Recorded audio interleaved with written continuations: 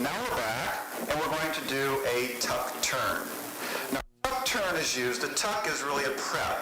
Whenever the lady or the guy wants to spin more than a half a turn, we have to prep to the opposite side to throw ourselves in the way we want to turn. That's the only way to make yourself spin. So, if we want to turn to our right, we would twist our body to the left, and then we would throw ourselves and spin to the right. That's the only way you can get enough power to do that, and it comes from here. So most of your turn comes from up here, okay? So we get our rhythm going through the rest of our body, down through the floor. Our rotations, connection to the partner, come up here. It also contributes to your balance, okay? So when we come in, the tuck turn. First, we'll go over what the feet are doing. Guys, okay, so if you're facing her down my direction, you're going to do the same pattern as your sugar push, but you're going to curve it.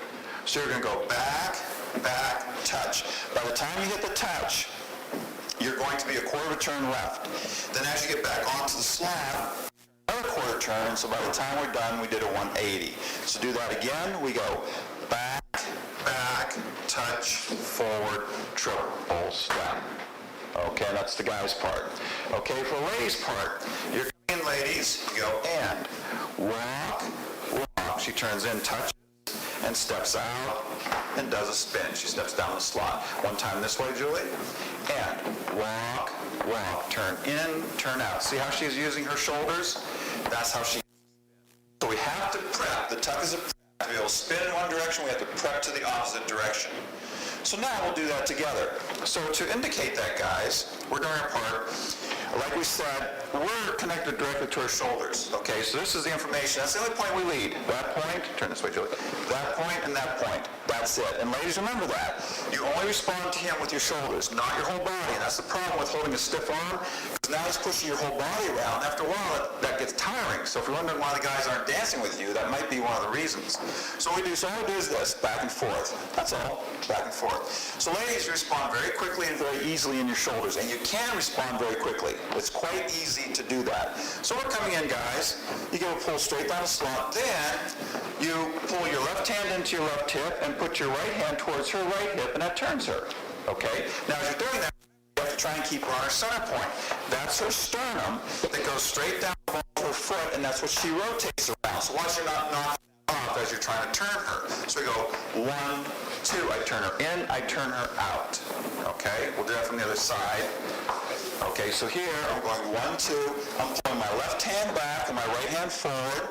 Then I push my left hand forward, my right hand back. So you see that? I'm turning her in and out. And she's not making me turn her. She's going with the arms, and then she's responding in her shoulders. So we don't push her. Okay, so we go 1, 2. She goes in. Now, ladies, to finish your turn and keep balance, you turn your sternum into your left elbow. Okay? Then when you go out, you turn your sternum into your right elbow and step out with your right foot and spin. This is very, very important to do that. Because when you're turning, you want to keep your balance. By holding your arms still, by turning your body in and out, you're holding your elbows still, and it gives you a good sense of balance. Don't be moving everything. Something has to stay still on your body to keep balance. In dancing, we use the elbows a lot. So here we go again. We have 1, 2. She twists in towards her right elbow, and then let's go and does her triple step. Okay? So you notice when we do a lead and a follow for a turn, normally she has to do a couple things before she actually does the turn. Like here. We're going to throw an arm this time. 1, 2, she turns in. Now she's going to go under, but she doesn't go under right away. Okay, when I lead her, her top goes out and twists out the other direction. And then she starts stepping out. Okay? Now this time also, I'm going to let her elbow go through. Her elbow goes through. Then she does the turn. So turn wasn't until number 3, and too many times when we lead, the ladies try and take off. It's too frantic. It's not enjoyable because you have to think too fast, and dancing should be much more relaxed. So before you in, 1, 2, go in, go out. We're going to put the elbow through this time. Triple step. And remember, the elbow goes across your chest plate right here. Okay, and it stretches. That's your best appearance and your best balance. And you make it pull you around. As if you're trying to reach behind your back, it pulls you around. So that elbow pulls your shoulder blade, and your shoulder blade makes you turn. So we're in again.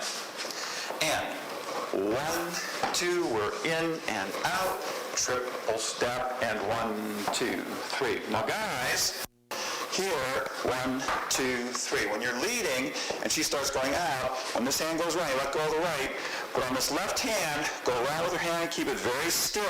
Don't move it around a whole lot because that is actually helping to balance her. Remember, a good leader just doesn't lead. He also leads and then stabilizes her by holding that hand still to help out. So we have 1, 2, in, hold, sit. I just keep that nice and still until she's done, and then we're ready to finish the movement.